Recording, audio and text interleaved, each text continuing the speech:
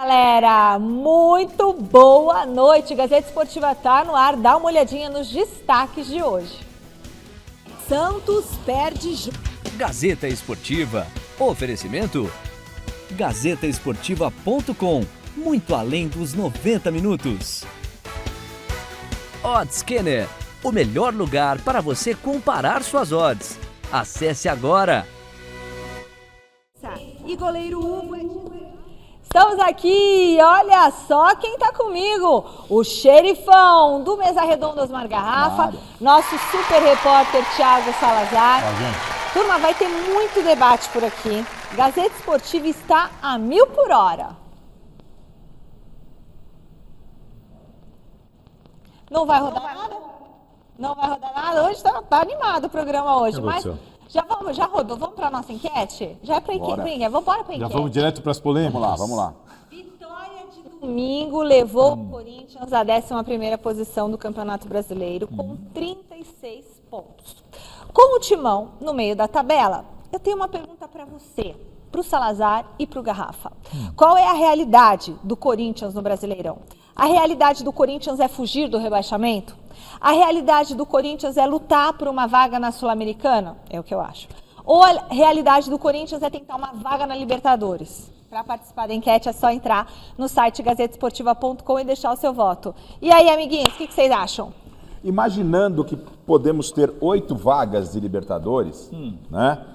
Aí depende de combinação de quem vai vencer a Copa do Brasil, quem vai vencer a Libertadores. Aí ficaríamos com o G8. 8 vagas. Se tivermos 8 vagas, hoje o Corinthians está a 3 pontos do 8º lugar.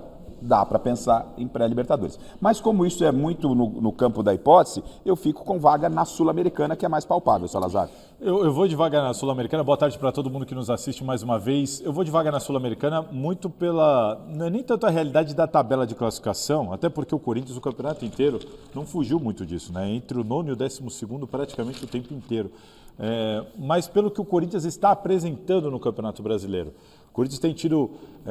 muita dificuldade, para não dizer descompromisso, principalmente naqueles jogos contra os times menores, quando o Corinthians está em meia disputa de Copa do Brasil. Não vejo o Corinthians jogando com gana, com realmente interesse, os principais jogos do Brasileirão. E como fugir do rebaixamento? Quase que significa uma vaga na Sula, que é uma coisa muito próxima da outra, e não acredito que o Corinthians vai cair, eu vou de vaga na Sula também. Então você em casa, vote lá no site GazetaEsportiva.com. Pessoal, eu convido você, que é fã dos nossos programas de esporte, a participar da votação da 22ª edição do Troféu Mesa Redonda. Você quer acompanhar de pertinho a cerimônia de entrega do Oscar do futebol brasileiro? Você quer vir aqui? Você quer conhecer toda a nossa equipe, os jogadores? Então, você tem que ajudar a montar a seleção da temporada e aí você vai concorrer a um par de convites. É só entrar no site troféumesaredonda.com.br, escolher os melhores ali em cada posição e depois você vai participar do concurso cultural. Como é que funciona o concurso cultural? As 3 histórias mais criativas envolvendo algum dos premiados nessas 21 edições, nesses 21 anos de Troféu Mesa Redonda, serão as 3 melhores. Aí vão ser nossos convidados de honra para o evento do próximo dia 8 de dezembro. Já tem data para acontecer. É 8 de dezembro a nossa gravação e vai ao ar no domingo seguinte. Tá certo? Pega uma história aí nesses 21 anos que te marcou. Eu tenho várias que me marcaram, então você tem que pensar um Troféu Mesa Redonda, uma história que te marcou. Tá? E lá no site troféumesaredonda.com.br tem foto de todas as edições, e aí vocês vão poder relembrar, acho que tem até vídeos, tem vídeos também, vocês vão poder relembrar momentos marcantes. Teve o Tevez, teve o Adriano, teve o Ronaldinho Gaúcho, teve o Oscar, teve... Riquelme, nossa, assim, é tanta história, né? E o quão isso é importante e pesado para a história, a importância do Troféu Mesa Redonda.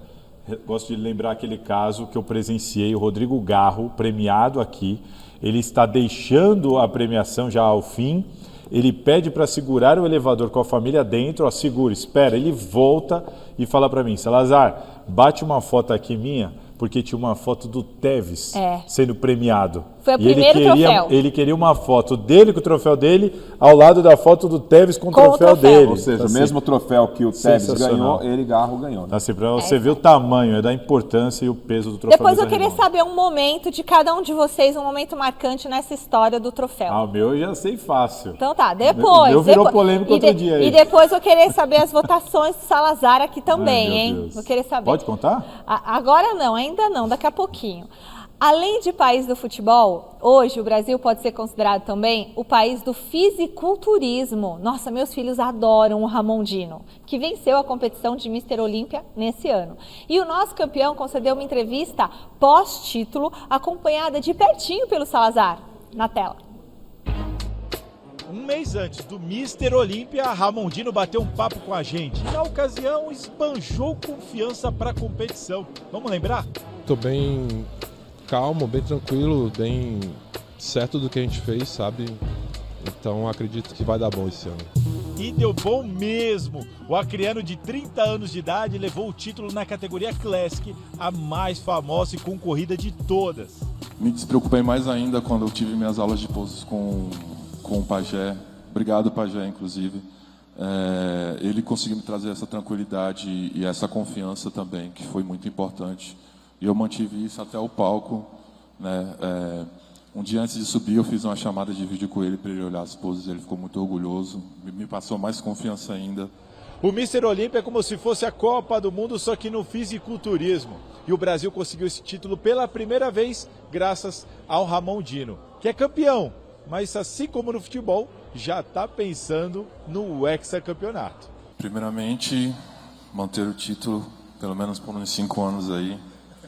E como eu sempre falei, em final de carreira ali, eu quero subir para a Open e finalizar na Open. A gente conseguiu esse ano fazer um ano incrível e chegar no nosso grande sonho, que era, né, o título do Mr. Olímpia. Eu confesso que a repercussão está sendo bem maior do que eu imaginava. Eu imaginava, assim, uma recepção no aeroporto, não como foi.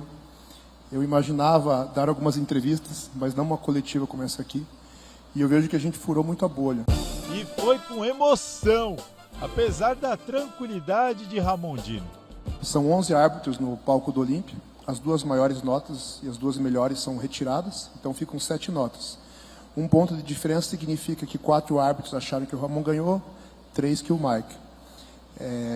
Nesse nível, a diferença é muito mínima. A gente sair de um primeiro para um quarto, quinto lugar, o mínimo erro pode, né, jogar posições. Aí agora a gente já sabe o que a gente tem que melhorar mais, que é essa pose de frente, e já vamos começar logo menos aí. Me chamou ontem para fazer um treino de perna, eu falei, vamos. Se for para comer perna, vamos. Com esse nível de compromisso e profissionalismo, além de toda a genética privilegiada, fundamental nesse esporte, Ramondino tem tudo para enquadrar novos momentos históricos para o Brasil no fisiculturismo.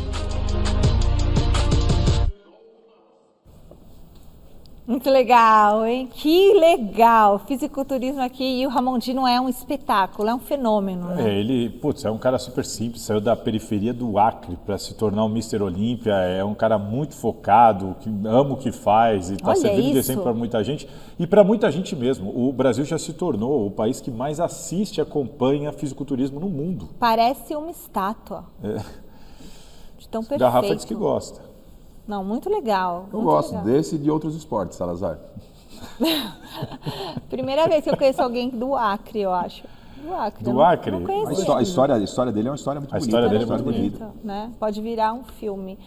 A gente traz agora uma notícia muito boa para o esporte brasileiro. O Miguel Hidalgo, de 25 anos, se tornou, Garrafa, vice-campeão mundial de triatlo, levando o Brasil ao pódio da categoria pela primeira vez na história. Olha que demais! O Hidalgo conquistou a prata depois de ter ficado em 4º lugar na etapa da Austrália no último domingo. Uhul! Parabéns, Miguel Hidalgo! Que incrível esse feito! O que fica claro claro, né, Michele, aí com o Dino e agora com o Hidalgo, é que no Brasil há uma fartura de atletas em várias modalidades. O que falta é um incentivo, né, do Estado, dos órgãos governamentais e patrocinadores. Pros outros esportes porque tem também. muita gente boa fazendo sucesso. A gente fica olhando só para dentro.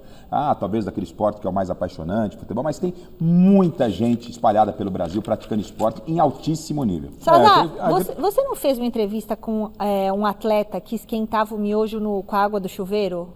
Foi você que fez? Não. Um atleta, eu preciso lembrar quem Tentando era. lembrar. Mas a grande, Olímpico, eu hein? ia chegar nesse ponto. A grande questão, em cima disso que o Garrafa está trazendo, eles precisam da ajuda antes de vencer. Porque o grande problema depois que o cara vence, fica fácil. A gente tem até aquela entrevista simbólica do César Cielo, quando ele se torna campeão olímpico, e ele agradece aos familiares e tudo mais, e fala assim, e foi graças a eles, porque agora está chovendo patrocinador. Mas e para ganhar? E para chegar aqui? Porque a grande dificuldade do esporte amador é você ter estrutura financeira para se sustentar e viver daquilo.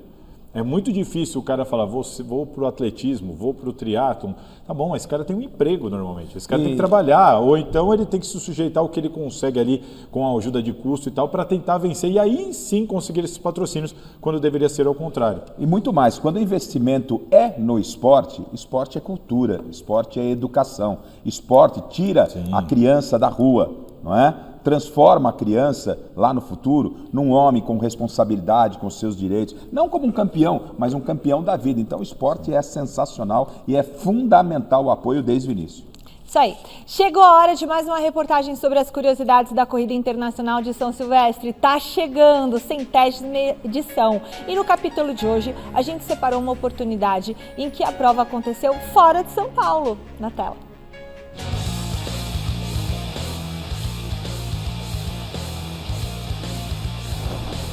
Vamos para as curiosidades de hoje sobre a Corrida Internacional de São Silvestre? Bora lá!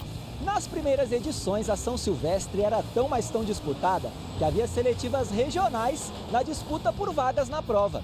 Em 1958, inclusive, a cidade de Brasília realizou uma eliminatória.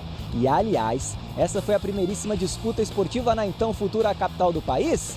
Quem deu o tiro de largada na ocasião foi o presidente da República à época, Juscelino Kubitschek.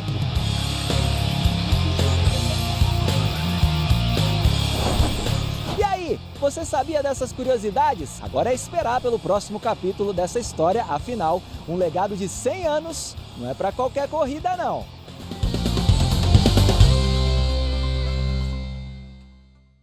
Anos de São Silvestre e a gente começa agora o nosso giro de repórteres justamente com ele, José Paes, que está na Academia de Futebol. Boa tarde, José Paes. O Verdão já embarcou para o Equador? Boa tarde, Michele. Boa tarde para você, para todo mundo que está acompanhando aí o Gazeta Esportiva. Sim, já embarcou para o Equador, onde faz na próxima quinta-feira, às 9h30 da noite, no horário de Brasília, o jogo 1 da semifinal da Conmebol Libertadores diante da Liga Deportiva Universitária, a famosa LDU. E vai ter que encarar lá em Quito uma altitude importante de quase 3.000 metros, hein, Michele? Então, vai ser um jogo muito complicado para o Palmeiras. Terá dois adversários, a LDU e também a altitude. O Palmeiras que fez um treino hoje aqui pela manhã, aqui na Academia de Futebol, e depois desse treinamento, então, viajou com destino a Quito, lá no Equador. O Everton, que está machucado, está com uma fissura na mão direita, não vai jogar novamente com a camisa do Palmeiras. Carlos Miguel deve ser mantido no time titular, lembrando que o Palmeiras optou aí por um tratamento conservador junto ao goleiro que hoje é o titular, que é o Everton. Carlos Miguel reserva, assumindo a vaga agora. Então a expectativa aí de que o Everton volte mais para frente, aí dentro de um mês, quem sabe, retornem à meta do Palmeiras. Palmeiras que defende uma invencibilidade muito importante na Conmebol Libertadores contra equipes estrangeiras, não perde de um time gringo nessa competição desde abril de 2023, então um longo período aí, mais de 2 anos e meio. A última derrota do Palmeiras foi para Bolívar, para o Bolívar, jogando na Bolívia lá em abril de 2023, de lá para cá 25 partidas, 19 vitórias e 6 empates para o Palmeiras. O Palmeiras tem uma história riquíssima na Conmebol Libertadores, buscando aí o tetracampeonato da competição, e quem sabe a gente pode ter uma final aí entre Palmeiras e Flamengo, que também estão brigando pelo título do Campeonato Brasileiro. Isso porque o Flamengo tem o Racing pela frente na outra semifinal da Libertadores. Devolvo para vocês aí, para vocês poderem comentar um pouquinho sobre o Palmeiras. Daqui a pouco eu retorno com mais informações e para falar sobre o Endrick, hein? Será que o Endrick está voltando para o Palmeiras depois de jogar um pouquinho lá no Real Madrid, Michele? Isso é assunto para daqui a pouco. Agora vocês podem debater um pouquinho aí essa partida contra a LDU, tá bom? Obrigada, Zé Paz. Vocês acham que essa derrota para o Flamengo pode impactar em alguma coisa o jogo de quinta-feira do Palmeiras contra a LDU? Não, Não, eu penso que não.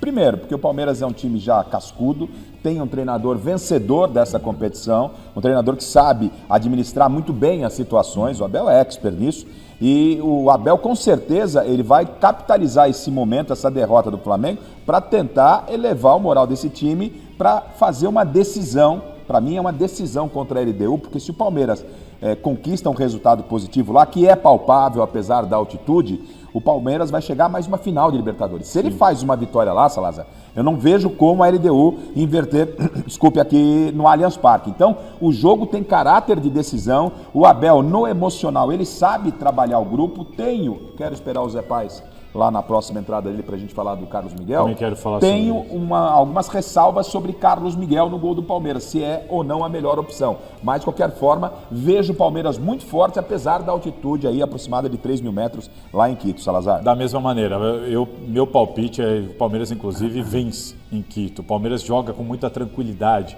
E chegou no nível do Palmeiras ser muito respeitado e temido fora de casa na Libertadores por estes adversários. Eu duvido, Garrafa, que a LDU vai partir para cima do Palmeiras. Sim. Mesmo na altitude, mesmo diante do seu torcedor, mesmo num caráter decisivo de ida e volta de mata-mata, eu duvido que a LDU vai partir para cima do Palmeiras por respeitar. O Palmeiras já deixou claro para todo mundo, não é uma ocasião, não é um momento. O Palmeiras tem feito isso, tem feito disso uma prática comum das suas atuações na Libertadores. E sobre a pergunta da Michele, é só você reparar em toda essa era Abel, a maneira como ele consegue, para mim esse é o grande mérito, mais do que os méritos táticos e tudo mais.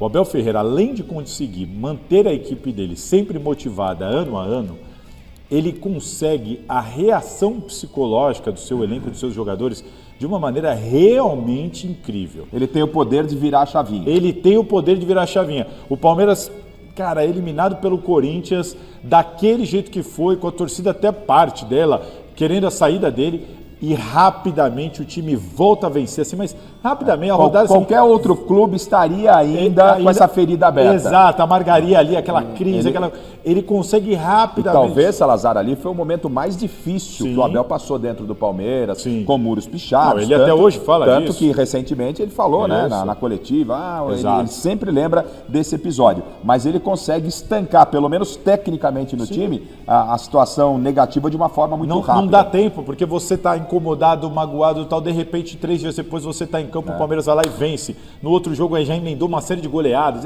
3, 4-1, 4-1 de novo. Então assim, ele consegue, isso tem sido histórico.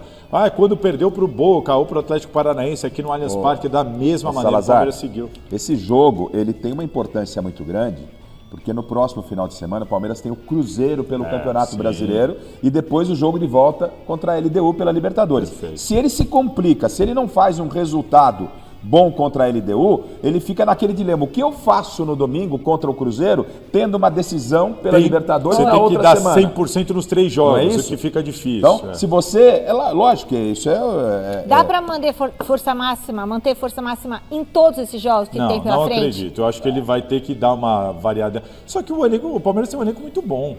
A hora que ele decide mexer, uma hora que ele precisa mexer, ele não vai mexer nos 11, mas ele vai mexer um aqui, outro ali e vai mesmo assim manter o Palmeiras muito forte. Faz o resultado contra a LDU, você tem tranquilidade para trabalhar contra o Cruzeiro e, entre aspas, administra o jogo da volta contra a LDU em casa. Sem viagem. Então, sem viagem. 2 jogos o jogo é muito importante, mas se vem um resultado adverso, muda todo o cenário, porque você tem Cruzeiro, que é briga pau e pau Não com dá o pra Flamengo. soltar o Brasileirão, né? não dá pra soltar o tirar Brasileirão. o Libertadores. de jeito Então, nenhum. Palmeiras é líder do olha Brasileirão. Agora- o peso desse jogo. É. Peso de jogo. de Mas vejo o quinta-feira. Palmeiras em totais condições de lutar pelos 2 títulos. Também. Não é uma questão Também só acho. de, é obrigação. Não. O Palmeiras eu vejo até com um certo favoritismo nas duas Eu competições. continuo dizendo, para mim, o campeão Pelo brasileiro elenco, será pelo técnico, o pela Palmeiras. fase e tudo. Bom, ontem tivemos o encerramento da 33ª rodada da Série B do Campeonato Brasileiro com um duelo entre Ferroviária e Paysandu. Vamos ver como foi. Bola na rede no Gazeta Esportiva. E o Rio de Janeiro voltou ontem os olhos para o Maracanã para acompanhar o clássico carioca entre Vasco e Fluminense. Vamos ver quem levou a melhor. Tá de parabéns mesmo, né, Tá Salazar? de parabéns. Olha só, o Vasco, além de ter descolado do Z4, ele começa a pensar por alguma ambição melhor Sim. no Campeonato Brasileiro. E o Vasco é semifinalista da Copa do Brasil.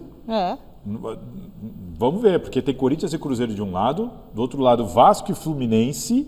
Para mim o Vasco é favorito para ir para essa final. E com essa fase que tá, seja Corinthians ou Cruzeiro do outro lado, o Vasco vem para brigar pelo título da Copa do Brasil. É uma final antecipada, então, essa daí? Não é uma final, é uma semifinal antecipada essa. É. E deu para perceber um estágio completamente diferente. O ano começa bem para o Fluminense, talvez o melhor brasileiro no Mundial de Clubes.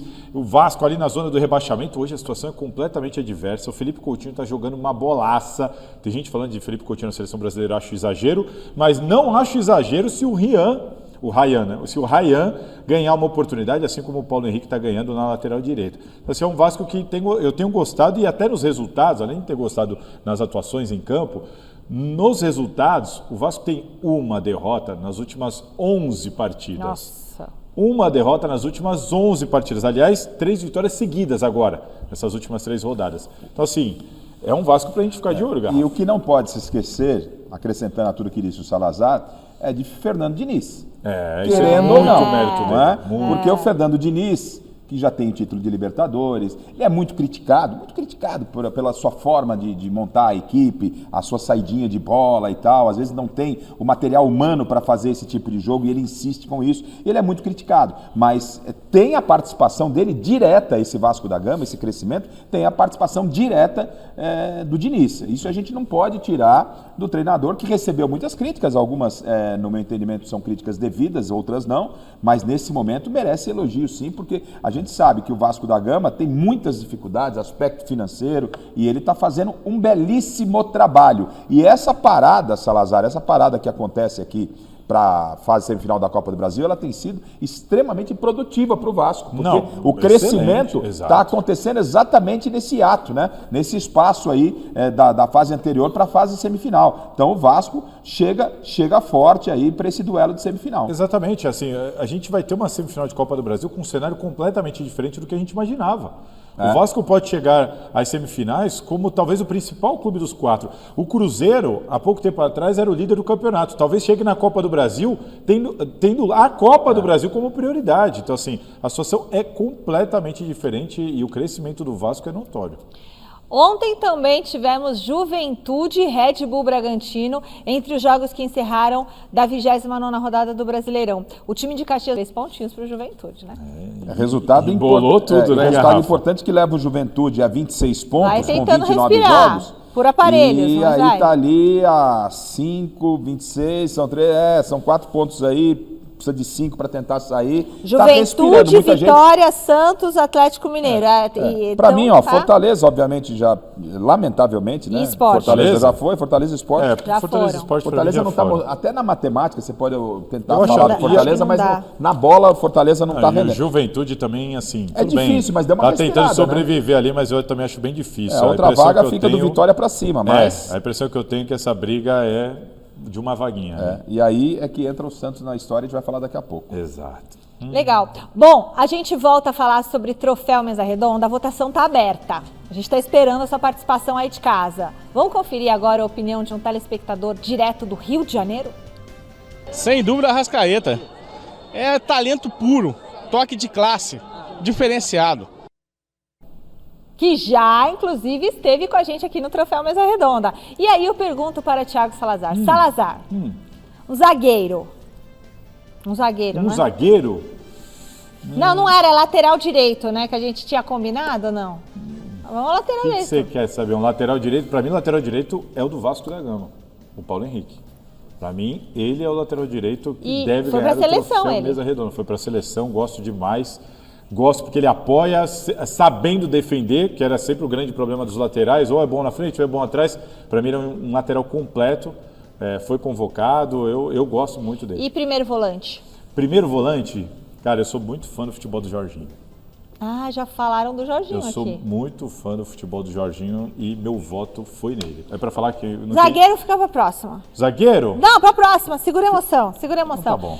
Garrafa, tem um momento especial, marcante, assim, no Troféu Mesa Redonda, seu? São muitos, Michele, mas eu vou pegar o do último Troféu Mesa Redonda, a presença do Neto e do Garro no palco. Foi demais. Né? Foi demais. A entrega como craque do campeonato, o Neto passando as mãos do Garro o troféu. Vamos e depois recuperar a homenagem, depois, diretor. A gente pode pegar essas a imagens, homenagem sabe? que nós prestamos ao Neto aqui, merecida, Verdade. né? Ao craque Neto. Foi um momento muito... O Neto veio às lágrimas, foi um momento marcante. A gente pode fazer isso. E quando a gente falar, aí, um momento, ilustrar esse momento, né? Que aconteceu. Então, que legal. Ai, assim a gente vai rememorando tanta coisa boa que aconteceu que às vezes a gente até esquece, né? O Bianchi esteve aqui. Tanta gente. Riquelme. Riquelme esteve aqui. Nossa, até teve presidente da República aqui. Bom, pessoal, recado importantíssimo. Terça-feira, não hoje.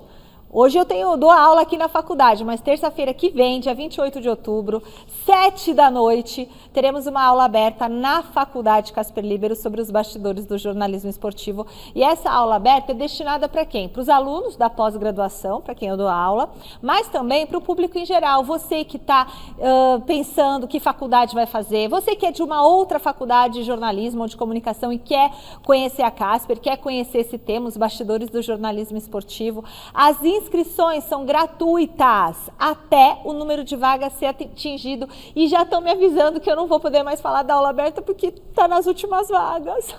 Bom, fico feliz, mas também, de repente, a gente vai para um auditório maior, diretor.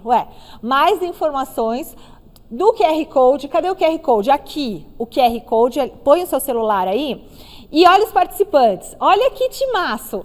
José Paes e Alexandre Silvestre aqui da TV Gazeta, que tem muita história para contar.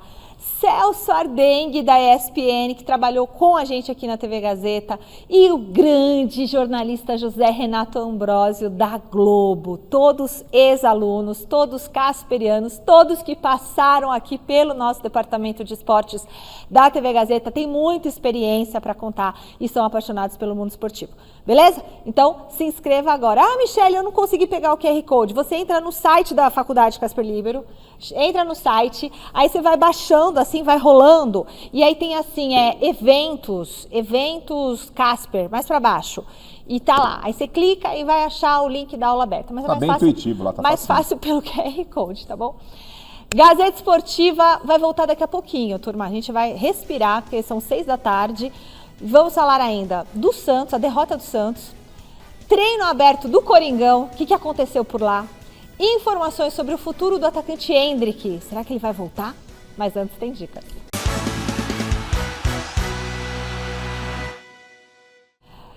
Eu tô de volta e quero lembrar você que curte o Gazeta Esportiva, que gosta de esporte, que o nosso programa está começando às 5h30 da tarde. Você que está chegando só agora, a gente já está meia hora aqui tocando a bola, fazendo debate e tudo mais. Então, já falamos de Palmeiras, já falamos de Santos, já falamos de Fluminense, já falamos até de Mr. Fisiculturismo, do Ramon Dias, falamos de tanta coisa aqui, do Hidalgo. Dino. Então...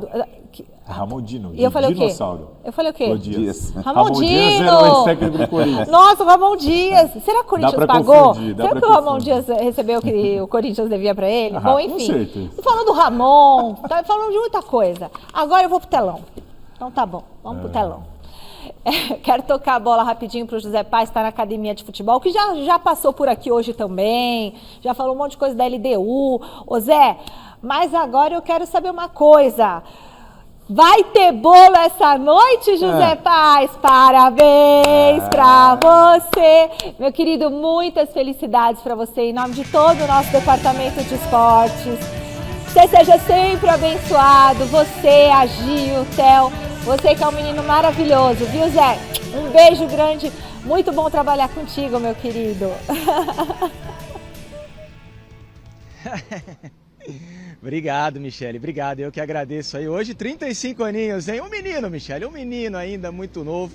Mas vamos falando do Endrick, né? Vamos falando do Endrick aqui no Gazeta Esportiva, dando prosseguimento ao programa. Por quê?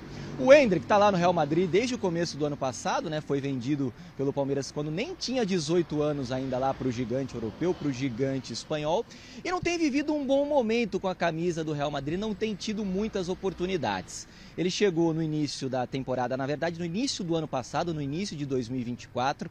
Ele teve uma lesão em 18 de maio deste ano agora de 2025 e só foi se recuperar em setembro. Desde setembro ele está à disposição do técnico Xabi Alonso, hoje técnico do Real Madrid. Mas nos últimos 6 jogos o Endrick nem do banco saiu, nem do banco de reserva saiu para ajudar o Real Madrid nas partidas do Real Madrid. Não tem tido muita moral com o técnico espanhol. Por isso o Real Madrid pensa em um empréstimo do Endrick. E aí foi só falar em empréstimo desse jogador, que é revelado justamente aqui no Palmeiras, para o torcedor palmeirense já ficar todo oriçado, já querer o Endrick de volta aqui na academia de futebol. A informação que eu tenho é que o Real Madrid quer emprestar o Endrick para um time europeu, para ele ganhar rodagem lá na Europa, e o Endrick também gostaria de continuar na Europa, visando o quê? A Copa do Mundo de 2026. Lembrando que nas últimas 3 convocações do Carlo Ancelotti, o Endrick não foi convocado, não foi lembrado pelo treinador italiano. Aí o Gabriel Amorim, que tem um podcast importante lá na internet, fez um post falando sobre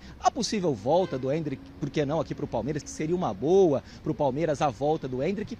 E o pai do Endrick, o Douglas Souza, comentou nessa publicação, dizendo que o Palmeiras precisaria fazer uma proposta, apresentar um projeto para, quem sabe, o Endrick retornar aqui ao Brasil, retornar ao Palmeiras. Mas eu repito, a informação que eu tenho é que o Real Madrid gostaria que o Endrick continuasse na Europa para ganhar minutos jogando no futebol europeu. A gente vai ter que aguardar aí as cenas dos próximos capítulos para entender o que de fato vai acontecer com o Endrick. Mas o torcedor do Palmeiras já está imaginando um ataque aí com o Vitor Roque, com o Endrick, com o Flaco Lopes. Mas por enquanto esse ataque está apenas na imaginação, viu, minha querida Michele Janela? Devolvo para vocês aí e sigo aqui na academia de futebol, tá bom? Tá bom, meu querido, tá certo. Seria bom o Endrick de volta? Não, seria. Tecnicamente não se discute essa possibilidade, né? Isso seria fundamental. A torcida tem todo o direito de ficar animada, mas não me parece, até pelas informações do Zé Paz, que o Real Madrid tenha esse interesse. Se o objetivo é dar rodagem no cenário europeu, não vale trazer ele onde ele foi revelado, que é no caso do Palmeiras. Então, ao Real Madrid não interessaria esse empréstimo. E aí o Endrick ficaria com a possibilidade de estar jogando numa outra equipe no futebol europeu. Em termos de seleção, Salazar, acho que o Endrick já perdeu muito espaço, né? Não está no momento. Poderia, com uma seleção jovem, poderia até aparecer, mas pelo que não está jogando, não está representando no Real Madrid, não sei se ele tem tempo não para a Copa do Mundo. Ele não está machucado? A situação do Endrick, para mim, tem algumas coisas muito definidas já. Para minha surpresa, hoje eu trato o Endrick como alguém descartado. Para mim, está fora da Copa do Mundo. Sério, Salazar? Fora da Copa do Mundo. O Endrick não vai para a Copa do Mundo. O Endrick, ele não está conseguindo jogar, ele teve uma lesão, ele não está conseguindo jogar. Com o técnico da seleção brasileira no Real Madrid, ele teve dificuldade, inclusive, não só dentro de campo, né? Teve uns puxões de orelha lá. Por quê? Por causa da vida fora de campo, de comportamento e tudo mais. Então ele teve dificuldade com o Ancelotti. O Ancelotti viu o Endrick de perto, treinou o Endrick, pôs para jogar, teve uma relação com o Endrick. Não tem convocado, vem a lesão, vem um outro técnico. As informações oriundas da Europa, a gente lendo os setoristas europeus que acompanham o Real Madrid, a informação é de que o Xabi Alonso disse expressamente ao Endrick: não conto com você para o restante da temporada. O Endrick pediu para continuar. Como quem diz, vou tentar te convencer de que eu sou capaz de jogar aqui. Não está rolando e já há um entendimento dentro do staff do Endrick de que, olha, na próxima janela vai ser muito tempo sem jogar. Então, na próxima janela agora de janeiro, é melhor procurar um outro clube. Esse outro clube é um clube europeu. A intenção do staff do Endrick é que seja um clube europeu, para que ele ganhe essa rodagem lá. O Palmeiras não faz nenhum sentido. Primeiro que o Palmeiras não vai ter condição de pagar o salário do Endrick. O Endrick, segundo os relatos dos jornais europeus, ganha R$500 mil, transferido para a nossa moeda, R$500 mil por semana. Então, assim, é um salário alto, sem falar os benefícios, os bônus aqui, ali, acolá. Então, assim, ele tem um salário muito alto, o Palmeiras acabou de investir muito dinheiro no Vitor Roque, que é da mesma posição, é um jogador oriundo, que está vindo de lesão. Então, assim, cara, ele não vai vir para o Palmeiras, a informação está dada pelo José Paes, na próxima janela ele deve procurar um clube europeu para ter mais minutagem, mas com 2 convocações? Não com rolou. 2 convocações à seleção brasileira, com todo esse histórico... Agora, contém ironia, fora mas será que ele não está rendendo no Real Madrid, porque o uniforme do Real Madrid não tem aquela golinha? Quando o Endrick chegou no Palmeiras, né? O Endrick começou a ser aqui exaltado, aí já levantou a gola aqui naquele uniforme do Palmeiras. Foi para a seleção, levantou a golinha. Real Madrid não tem golinha, talvez seja isso, né? Contém ironia. A bom entendedor, meia palavra basta. O Endrick, ao que consta, a gente é um cara que precisa rever o seu comportamento, é muito jovem, as coisas aconteceram muito rápido. Bola para jogar ele tem. Precisa pôr a cabeça no lugar e ir para um clube que ele tem oportunidade. Porque se o Xabi Alonso já virou para ele... Hein? Os 2 últimos técnicos do Real Madrid entenderam que ele não pode jogar lá. Mas deixa eu só perguntar uma coisa. E repara que o Dorival, quando utilizou o Endrick, mesmo o Endrick entrando e fazendo gol, o jogo seguinte, o Endrick vai ser titular. Não foi. Não foi. E a conversa de bastidor era que o papo era de dar uma segurada.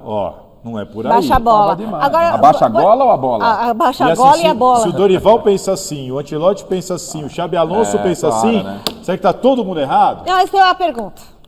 Agora eu vou... Fogo no parquinho, fogo na caixa d'água. Seguinte, muita gente fala assim, o Neymar, se treinar, se focar, pode ter chance na seleção.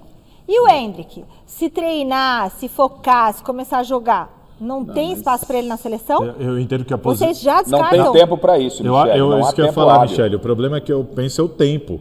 Nós só temos 2 convocações, se eu estiver enganado. Temos só mais 2 convocações. Temos dois amistosos, depois já vem a convocação. Ele nem está jogando. O Ancelotti não tem convocado quem não está jogando. Não tem convocado quem não está 100% fisicamente. Então ele, nessa condição física e sem entrar em campo, qual é o argumento que o Ancelotti tem para convocá-lo? Para você nem o Neymar, então. Não, uma coisa é o Neymar, uma coisa é o Neymar com o histórico dele. Vamos por lá, fisicamente, ele se apresentou com uma condição boa, ele pode ser chamado. O Endrick, tecnicamente, desde que foi para a Europa, ele não provou. Tecnicamente, o Endrick ainda tem muito a provar. Tem muito a provar. O Neymar já provou. O Neymar agora é uma questão física, puramente física. Se o Neymar entrar em campo e mostrar que fisicamente ele tem condição, o Ancelotti chama. Vai chamar. O Endrick não é só isso. O Endrick... E assim, Garrafa, o Neymar, fisicamente bem, vai jogar. Claro. O Endrick, mesmo fisicamente bem, será que ele vai jogar? Não. Talvez nem jogue. Vai baixar a bola, né? E a gola? A gola. O Santos teve ontem a chance de abrir 6 pontos de vantagem em relação ao Vitória, primeiro time dentro da zona de rebaixamento. Era o famoso confronto direto, jogo de 6 pontos em casa, contra um time que nunca tinha batido o Peixe na Vila Belmiro e ainda não tinha vencido um jogo como visitante nessa edição do campeonato. Pois é, tabu é para ser quebrado, né? Você fala? Deu tudo errado, gente. Vitória vai sair daqui da Vila Belmiro assim, comemorando e com os 3 pontos. Agora, Santos e o Rubro Negro Baiano têm a mesma pontuação na tabela de classificação nessa briga para fugir da zona do rebaixamento. Com um detalhe, o Santos tem um jogo a menos, mas esse jogo é justamente contra o Palmeiras, líder do Campeonato Brasileiro. O Santos não vai cair não, cara, se Deus quiser, não vai cair. Bom, se vai cair a gente não sabe, restam 10 jogos. E com o Vojvoda no comando, o Santos não venceu nenhuma partida, além dos clássicos contra São Paulo e Corinthians. Para não cair, vai ter que fazer mais do que isso, ou jogar qualquer partida como se fosse um clássico. 2 lances de Santos e Vitória tiveram intervenção do VAR e a gente vai olhar aqui. O primeiro foi o pênalti para o Santos, marcado pelo árbitro Rafael Klein, mas depois foi anulado com a ajuda do árbitro de vídeo. Vamos pôr na tela, diretor, para avaliar? Isso. Aqui nessa primeira imagem, o jogador está chutando o chão, tá ok? Tem uma imagem ok, aguarde, Klein, aguarde. Emerson falando. Põe uma lateral. Em cima também, tá? Tá. Bem lento, tá? Tá. O jogador chutou o chão e o jogador 43 está com o braço nas costas dele só de referência, tá? Põe uma outra lateral pra mim. Essa. Vai. Voltar agora. Ó, o braço do vermelho é referência e o jogador de branco chuta o chão, ok? Não penal. Concorda? Concordo. Clay Emerson falando. Recomendo uma revisão para não penal. Ok, perfeito. Número 43 não calça. Na hora do chute, ele chuta o chão.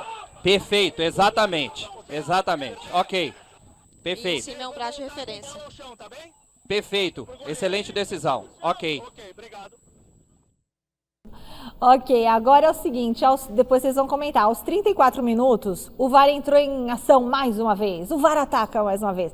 Gabriel Brazão saiu de forma atabalhoada e acabou atropelando o atacante Renzo Lopes. Vamos acompanhar a análise do árbitro de vídeo. Para mim, o goleiro ele não tinha essa condições de jogar a bola.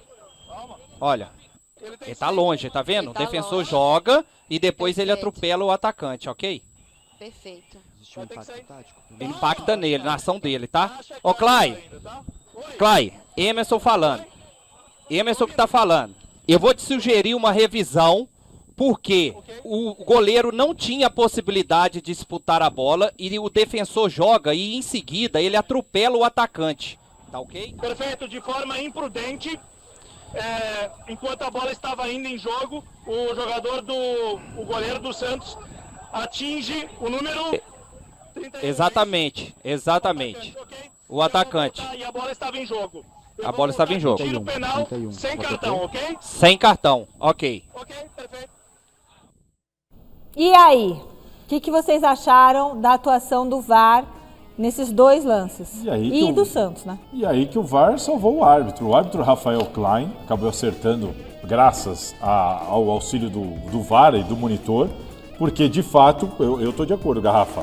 Para mim, o primeiro do Lautaro deveria realmente ser cancelado, mas olha só como são as coisas. De onde eu estava, lá de cima da cabine, eu achei pênalti no Lautaro. Ah, você achou? De lá de cima, eu tô lá em cima, eu não tô no campo, tô lá em cima.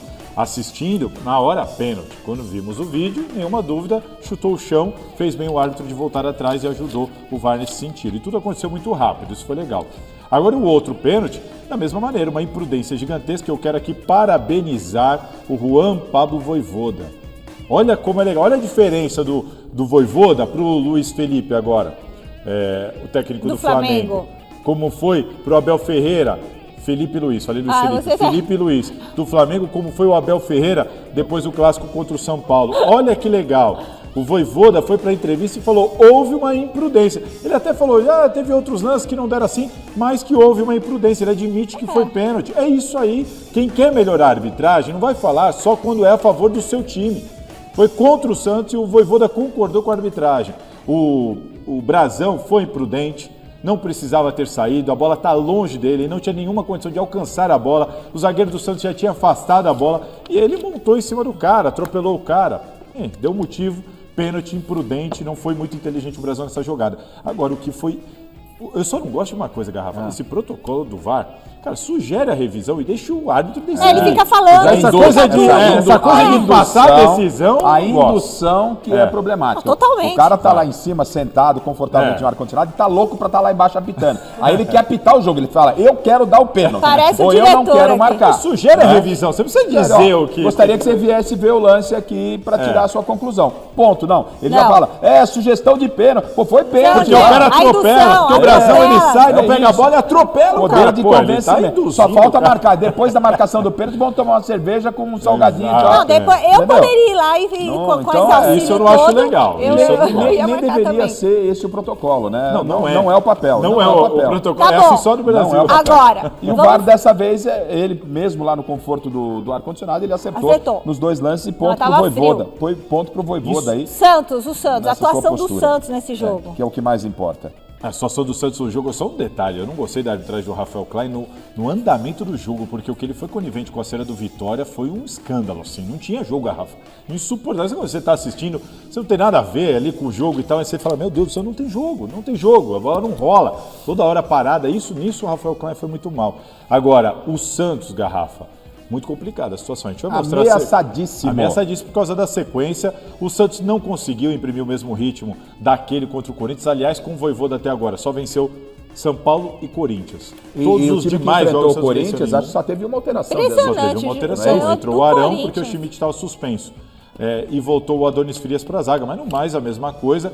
Mas um Santos que sofreu muito para propor o jogo contra um time que aguardava mais, sofreu muito nas transições e nos contra-ataques do Vitória. O Vitória teve oportunidades para fazer mais gols, além do gol de pênalti, e o Santos criou muito pouco. Poderia ter conseguido um empate naquele lance que para mim é o lance mais bizarro do Brasileirão, o lance do Guilherme. Foi muito vaiado na saída do campo e tudo mais. E aí tem até uma polêmica, né? Porque teve uma crítica na rede social que o Neymar foi lá e curtiu. Aí depois acho que ele percebeu que fez besteira. Por quê? Que ele comentou, não é pra tanto. Eu acho que não pode também lacrar o Guilherme, entendeu? O problema do Santos, ele passa por muita coisa. Não é o Guilherme o problema do Santos. Eu acho que isso a gente precisa deixar bem claro. Outra coisa importante, o Santos, esse é o campeonato do Santos, é contra o Vitória. Sim, isso aí, perdeu uma decisão. Esse era o jogo que o Santos não poderia em casa perder pontos e perder os 3 pontos. Né? Porque ela fica muito complicada. O cara tá no cangote do Vitória. O Santos só não entra na zona de rebaixamento nessa rodada, porque ele tem o mesmo número de pontos que o Vitória, mas porque ele tem uma vitória a mais. Isso é muito pouco, porque tem uma sequência árdua pela frente. Sim. A gente tem que ver um dia a sequência do Santos também aqui para fazer. Não, para fazer. Ah, vai ter agora? Opa, bora. Ah, que maravilha. Então, olha só, depois da derrota de ontem, o Santos está com 31 pontos, que é o mesmo número do Vitória, que abre a zona de rebaixamento. Com mais 10 jogos até o final do campeonato, agora a gente vai analisar os confrontos do Peixe rodada a rodada, equipe em sintonia. Então, olha só, vamos fazer a conta. O Santos pega o Botafogo, ganha ou perde? No empate. Botafogo no Rio, Botafogo é favorito. Eu acho que perde. Pra mim não soma pontos aí. Fortaleza, Santos e Fortaleza, difícil. Bom, Fortaleza vou botar que ganha, vai. Não, o Santos ganha. Fortaleza. Aí 3 pontos. Aí Santos e Palmeiras, meu amigo. Não ganha. Já era, perdeu. Aí Santos e Flamengo, já era. Ganha. Aí tem Palmeiras de novo, gente. Como se a fase não fosse boa, não ganha de novo. Mas tenha atenção. Este, segundo Santos e Palmeiras, é o jogo atrasado que vai acontecer dentro da data FIFA. Portanto, teremos um Palmeiras bastante desfalcado. Tá. O Palmeiras costuma ter muitos jogadores convocados. Mas mesmo assim o Palmeiras é o favorito. Mesmo assim o Palmeiras é favorito. Que o Santos vai vencer, não vai vencer. Mas o Palmeiras é favorito. Mas é um Palmeiras... Nessa sequência do Fortaleza pra cá, o Santos não é favorito em nenhum dos jogos, Michele. Não, eu pus que conseguiu 3 pontos. Só contra o Fortaleza o Santos é o favorito. Eu tô falando do Santos pra cá, né? Eu pus que conseguiu 3 pontos só, até agora, todos esses jogos. E aí pega, sabe o quê? O Mirassol, aí pronto, aí não dá também. Difícil. O Mirassol tá encarando todo mundo em qualquer lugar. Tá jogando muito mais. O Mirassol é favorito. Aí depois o Santos pega o Internacional. Vou pôr que ganha. 6 pontos aí. Lá? Duelo de 6 pontos. Vou botar um empate, vai. Senão a situação, senão vou rebaixar o Santos aqui. Aí o Sport, vou pôr que o Santos ganha. Aí o Juventude, pega o Juventude, vou pôr que o Santos ganha. Isso daí vai ser uma final de mundial. E aí, 2 últimos jogos do Santos. O Cruzeiro, pega o Cruzeiro. Não dá. Assim, o Santos tem que rezar para pegar o Juventude rebaixado. Pegar o Juventude na penúltima rodada em Alfredo Jaconi. O Santos aí é o seguinte, pega o Juventude aí rebaixado, ok, porque é uma vida. Porque agora... ali ele pega o Sport já rebaixado na Vila, depois se pegar o Juventude também rebaixado, pode somar 6 pontos. O Santos tem 31. O número mágico que falam que é o número que dificilmente cai. Eu somei 10, eu pus 10 pontos. Daria 10, 41. 41 não salva. 41 não salva. Não, e outra. Corre risco. O Santos já caiu. O Santos, quando caiu, caiu com a pontuação acima do normal. Mesmo com a pontuação acima da média. 46. Mesmo com a pontuação acima da média dos rebaixados, o Santos caiu. A gente chegou aqui a 41, né, Michele? 41. Se a gente fosse um pouquinho bondoso, vamos dar mais 2 pontos, 3 pontos, dá vamos dar uns empates aí. Complicado, mas a gente tem que lembrar que os outros também vão jogar. Mas que os jogos são muito difíceis. O Vitória, por exemplo, o Vitória, as 2 últimas rodadas do Vitória no Brasileirão são contra Palmeiras e São Paulo. Então percebe, você tem jogo complicado para todo mundo. É que essa sequência, Mirassol, Palmeiras, Flamengo, Palmeiras. O jogo de ontem levava o jogo de ontem levava o Santos a 34. Né? 34 não podia pontos. De jeito nenhum ter perdido pro Vitória na Vila. De jeito nenhum. Os jogos são muito difíceis. Bom, Alexandre Silvestre tá na área e eu gostaria muito de chamá-lo para participar aqui do nosso glorioso Gazeta Esportiva. Alexandre Silvestre, você que separou uma informação muito importante do São Paulo pra gente. Boa noite. Tudo bem, Michele? Amigos, amigas, inimigos e simpatizantes, sempre um prazer tabelar com vocês aqui no Gazeta Esportiva.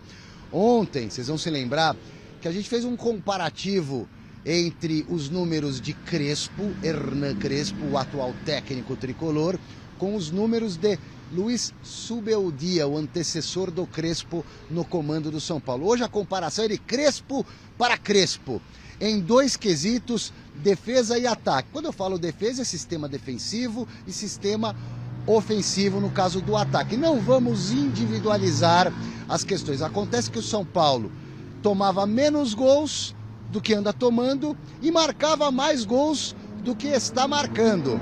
Então esse é o recorte que eu quero mostrar para vocês.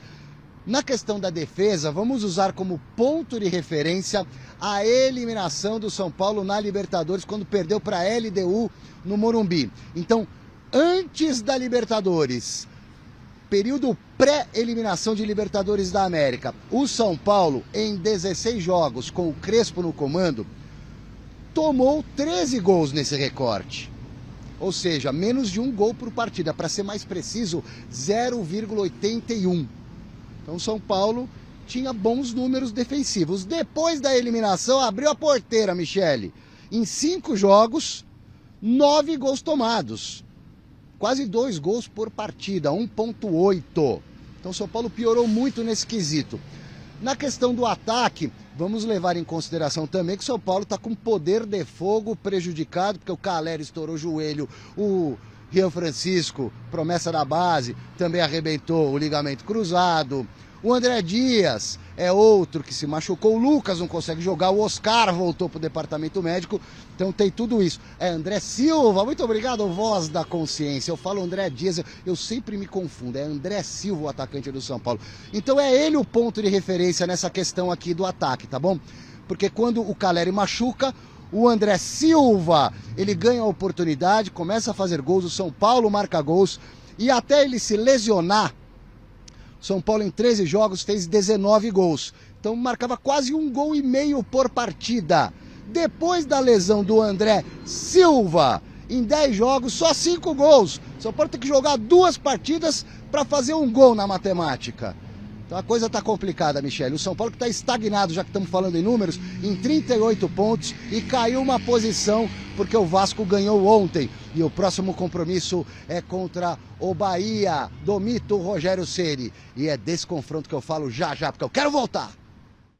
Beleza, então assim, vocês veem, tem lesão atrás de lesão. O Crespo não pode levar a culpa de ter um departamento, um time dentro de um departamento médico. Não, mas isso está no pacote, né? Jogadores lesionados faz parte do pacote. Aí vem na montagem do elenco, você tem que ter um elenco que te dá a condição de brigar em competições importantes, como são as competições das quais o São Paulo participa. E o São Paulo precisa dar uma resposta, Salazar. É tudo que está sendo cobrado, pressionado, esses problemas todos que acabam sendo externados nesses momentos, tudo vem em função da falta de resultados. E você ter que buscar um resultado contra o Bahia do Rogério Ceni, que é um time muito acertado, é um jogo extremamente complicado. Vejo o São Paulo pressionado. Eu acho que é uma grande bobagem você falar em demissão, troca de treinador nesse momento. Nossa, a gente está há 10 rodadas para terminar a temporada. Agora vai até o fim.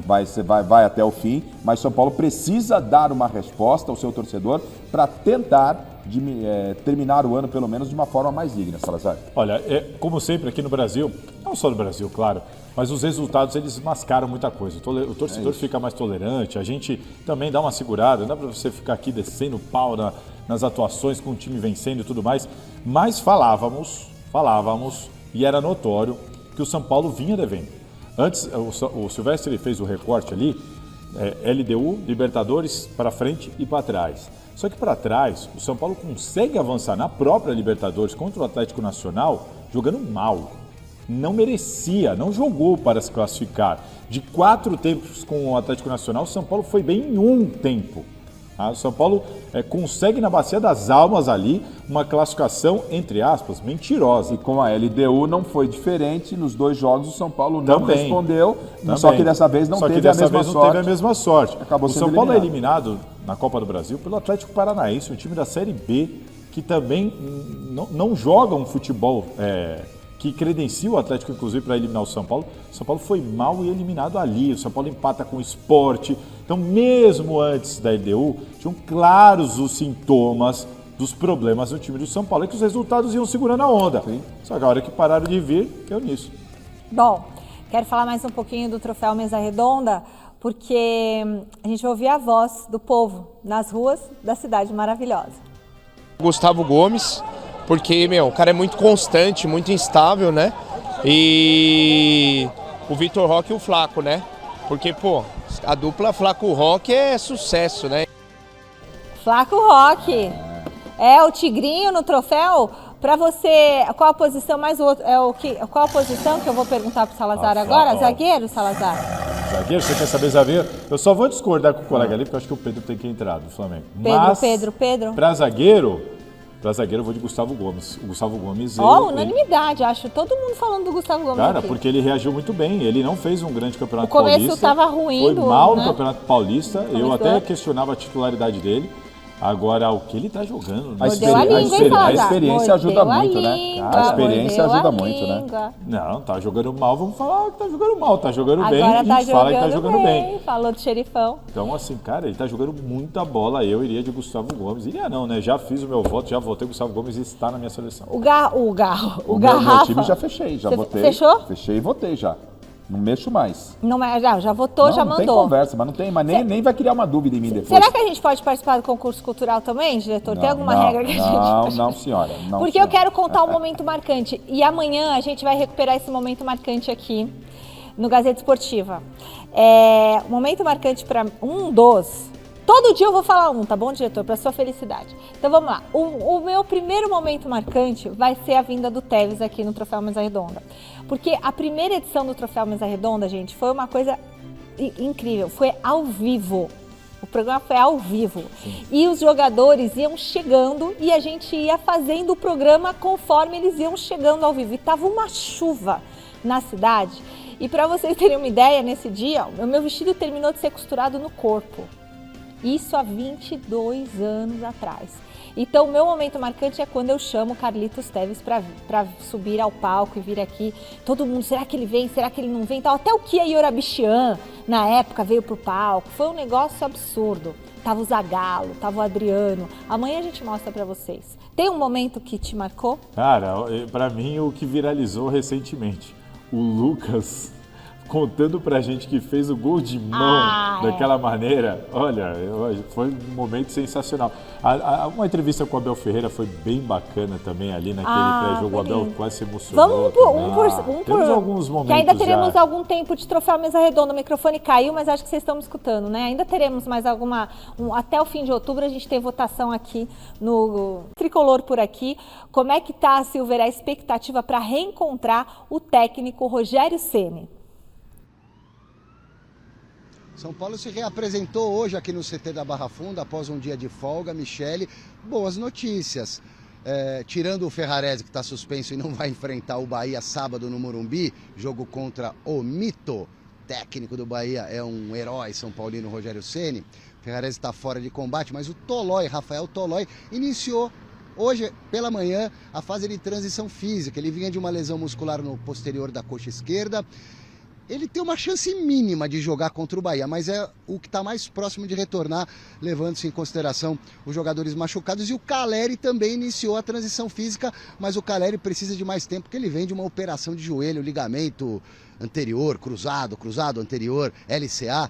Então esse aí vai precisar de mais tempo. Só que os dois já iniciaram a transição física, Michele. O São Paulo está de olho na vaga do Bahia, na posição do Bahia. O Bahia é o 6º colocado. O São Paulo precisa, nesse momento, entrar no G6 para alcançar o objetivo que restou, que é uma vaguinha na pré-Libertadores. Acontece que o Bahia, que é o 6º colocado, tem um jogo a menos e vai pagar esse jogo atrasado amanhã. O Bahia joga na Fonte Nova, joga em casa contra o Internacional. Nesse momento, o São Paulo está 8 pontos atrás do Bahia, 6º colocado. Se o Bahia ganhar, vai abrir 11 pontos para o São Paulo e ainda vai pular para o 5º lugar. Então o Bahia tem uma semana estressante, o Bahia vem de muitos jogos em sequência, chegou a ganhar do Flamengo, do Palmeiras, é verdade que perdeu o Bavi, o clássico regional, perdeu para o Vitória, mas meteu 4 na última rodada no Grêmio e tem esse jogo contra o Internacional. Para no sábado enfrentar o São Paulo Futebol Clube, será um confronto direto, São Paulo pode ficar ainda mais distante do Bahia. E essa vaga na pré-Libertadores, na fase prévia da Libertadores para o ano que vem, está cada vez mais distante, querida. Eu volto no Jornal da Gazeta. De Gazeta Esportiva, para mim, hoje chega. Eu até participaria mais, mas vou passar a bola aqui para o Zé Paz daqui a pouco do outro lado do muro. E eu retorno com mais Tricolor Paulista no Jornal da Gazeta. Tá bom, minha querida? Beijão. Beijão, Alexandre Silvestre. Fala, Salazar. Olha, diferentemente do Vitória na Vila Belmiro, o Bahia muito provavelmente vai propor o jogo, vai para trocação com o São Paulo Morumbi, que talvez seja uma boa Acho que para o São Paulo talvez seja uma boa. O São Paulino tem que entender o seguinte, o Bahia é um time que oscila, irregular. Nas últimas 6 rodadas, o Bahia ganhou, perdeu. Ele não empatou nenhum jogo e também não teve sequência de resultados. Fora de casa já é um problema. Ó. Nos últimos 5 jogos, são 4 derrotas e um empate. O Bahia não venceu ninguém fora de casa, agora com exceção a essa partida do Grêmio. Então, assim, é um time que oscila muito, é um time que propõe jogo, é um time que vem para o Morumbi para tentar alguma coisa, para tentar arriscar. Sinceramente, adversário difícil, Garrafa. Mas eu acho que para o São Paulo agora é melhor isso do que pegar um time que ficaria todo atrás esperando o São Paulo fazer alguma coisa. Apesar dessa oscilação do Bahia, o São Paulo nem essa oscilação está tendo. O São Paulo em 8 jogos, se eu não estiver errado, 8 jogos, ele 7 sem nenhuma vitória. Então, é uma situação muito complicada para o São Paulo. Eles dão uma segurada assim nas críticas em relação ao Crespo, né? Com o Zubeldia, o negócio era mais forte. Mas é que o Zubeldia teve um tempo maior dentro do São Paulo, a cobrança. Muito maior. Né? Então, o Crespo é recém-chegado ao São Paulo. É que você já chega e vai ter que trocar o pneu com a roda andando, e aí a coisa acaba não acontecendo, você fica exposto. Mas se você for analisar, ainda não vou dizer que é o início do trabalho do Crespo, porque o calendário é muito maluco. Mas ele está bem menos tempo que o Zubeldia, né? Sabe o que é? Ele deu uma resposta muito rápida. Ele pega o São Paulo e imediatamente o São Paulo começa a vencer em meio de uma sequência de bons resultados. Eu entendo que aí deu uma... A torcida botou uma fé no Crespo ali para aquele momento. De um título lá atrás, no passado. Agora chegou a hora de falar do Corinthians aqui no Gazeta Esportiva. Hoje teve treino aberto no CT Joaquim Grava. Marina Buffon esteve por lá e acompanhou um pouquinho da preparação do Timão para o duelo do próximo sábado. Olha as portas da esperança abertas. O Corinthians é bom por causa disso, né? A situação pode estar complicada, mas abre as portas da esperança. E sábado tem Vitória lá em Salvador.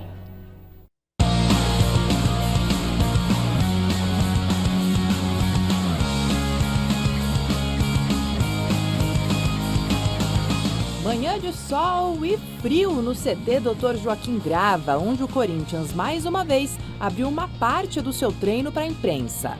O Timão se reapresentou ontem, depois da vitória contra o Atlético Mineiro, e agora tem a semana inteira para se preparar para o seu próximo compromisso, no sábado, contra o Vitória. Vitória que venceu o Santos ontem e embolou toda a parte de baixo da tabela. A grande ausência foi a do goleiro Hugo, que ficou na parte interna com a fisioterapia, tratando o ombro após uma queda sofrida nos minutos finais do jogo contra o Galo. Outros que estão fora são o atacante Vitinho, se recuperando de cirurgia no joelho, e o volante André, recém-promovido da base. Ele está tratando uma lesão ligamentar no tornozelo. Novidades: desde ontem, o zagueiro André Ramalho e o meia André Carrilho treinaram normalmente com o elenco depois de concluírem o período de transição física. Gustavo Henrique, suspenso na última rodada, também volta a ficar à disposição de Dorival Júnior. José Martínez, que não esteve presente nos 2 últimos jogos após faltar a 6 treinos seguidos, também treinou com os companheiros.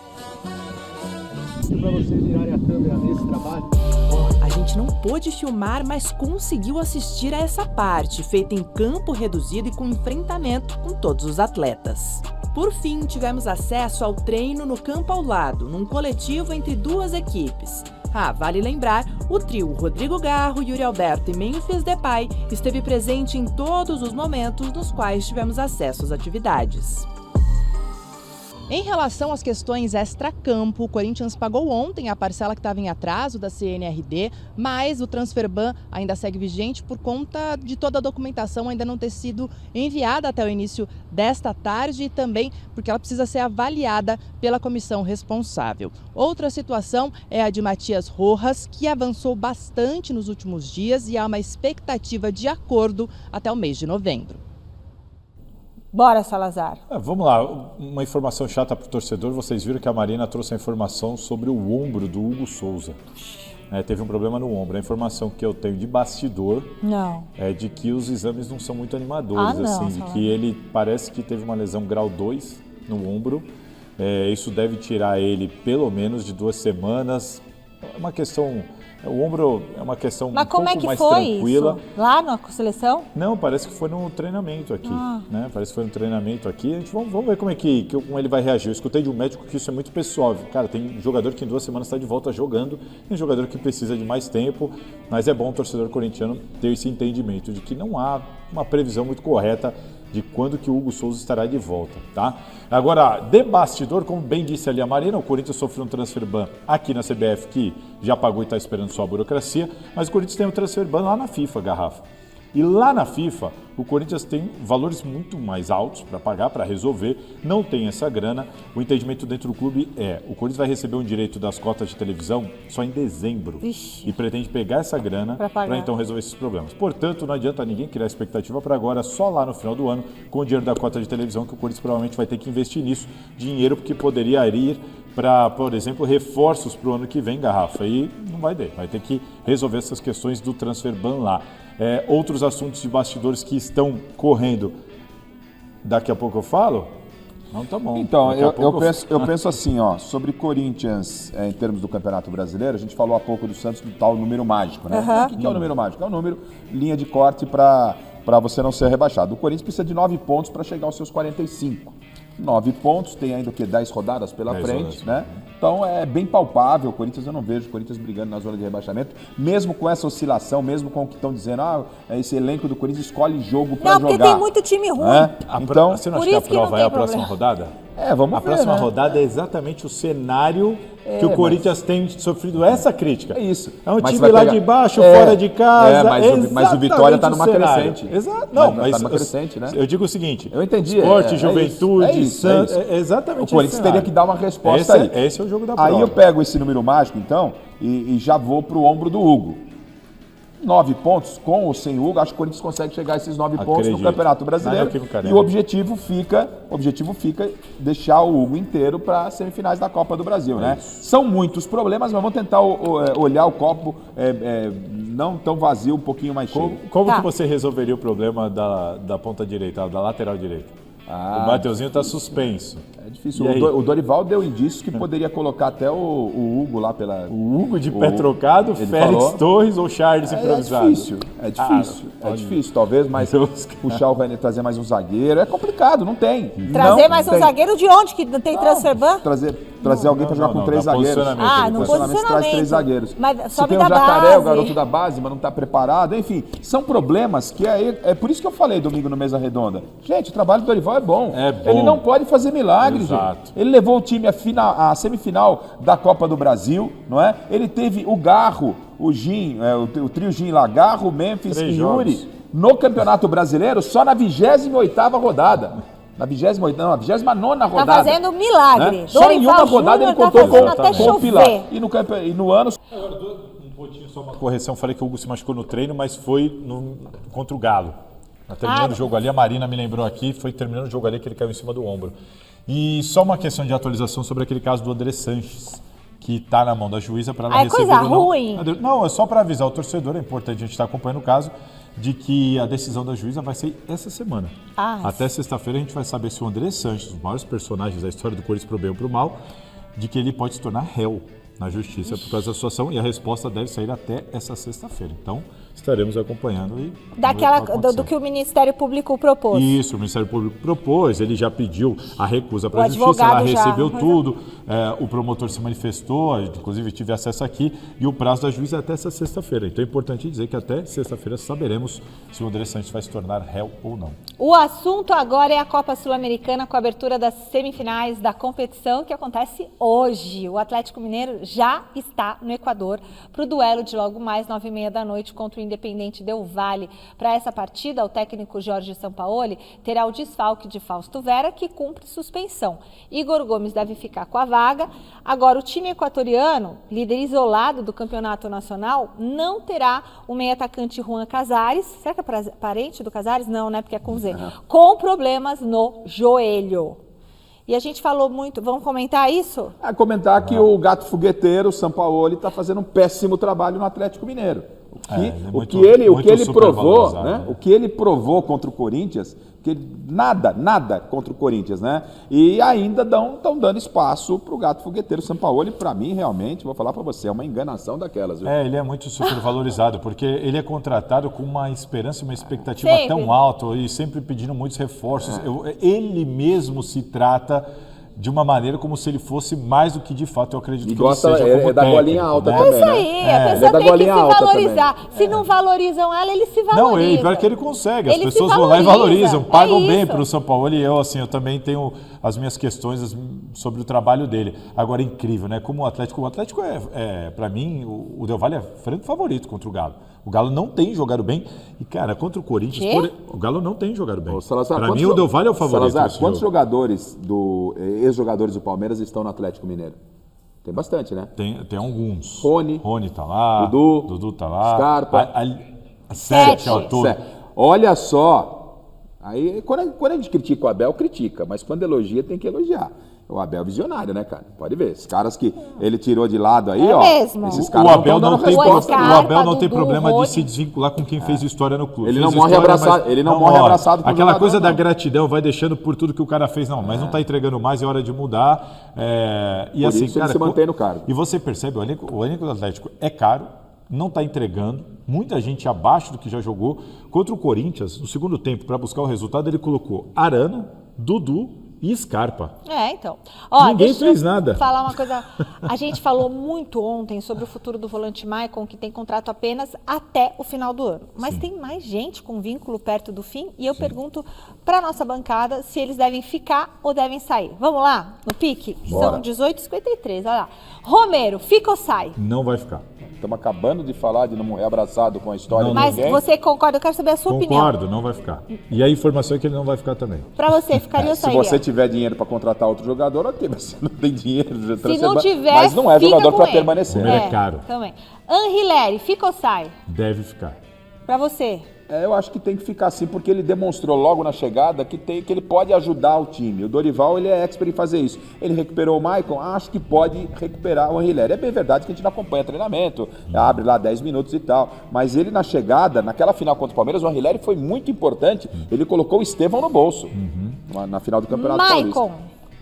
Não deve ficar e eu também acredito, eu também não renovaria. E você? Eu renovaria com o Maicon, sim. Eu renovaria com o Maicon, o Dorival recuperou o Maicon agora. Claro, tudo isso depende de valores e tal, né? Pra terminar... O Maicon tem sido peça importante, é um dos líderes do grupo. Thales Magno. Também não ficaria. Outro jogador caro, que também para mim entrega muito pouco, assim como o Maicon, não ficaria também. Você ficaria só com o Anrileri? Ficaria só com o Anrileri. E você, Garrafa, mandaria tudo embora? Não. Eu ficaria com o Anrileri, ficaria com o Maicon, Anrileri e Maicon. E é o seguinte... O Thales, lamentavelmente... E o Thales? O Thales, lamentavelmente, não vem entregando. Ai, gente, depois que o Corinthians se livrou de um tanto de jogador, desfez o caminhão, tudo, eu acho que não tem que sair ninguém. Só sair quando chegar a gente, porque senão deixa sai a base jogar, o Guinegão aí. Não, tá aí, sobe a base, mas não manda ninguém embora por enquanto. Pausa no Gazeta Esportiva pra gente conferir os destaques do Jornal da Gazeta. Boa noite, Luciana Magalhães. Boa noite, Michele. Hoje você vai ver no JG, manhã de caos no transporte em São Paulo. Falha em sistema de sinalização na linha 4 amarela causa transtorno aos passageiros e lentidão no trânsito da capital. Operação policial prende 17 integrantes do PCC. Em Brasília, a STF condena núcleo de desinformação da trama golpista. Luiz Fux rebate quem o criticou por voto pela absolvição de Bolsonaro. Nos esportes, tudo sobre o treino do Corinthians que foca no jogo contra o Vitória no fim de semana. É daqui a pouquinho, logo depois do Gazeta Esportiva, coladinho. Até já.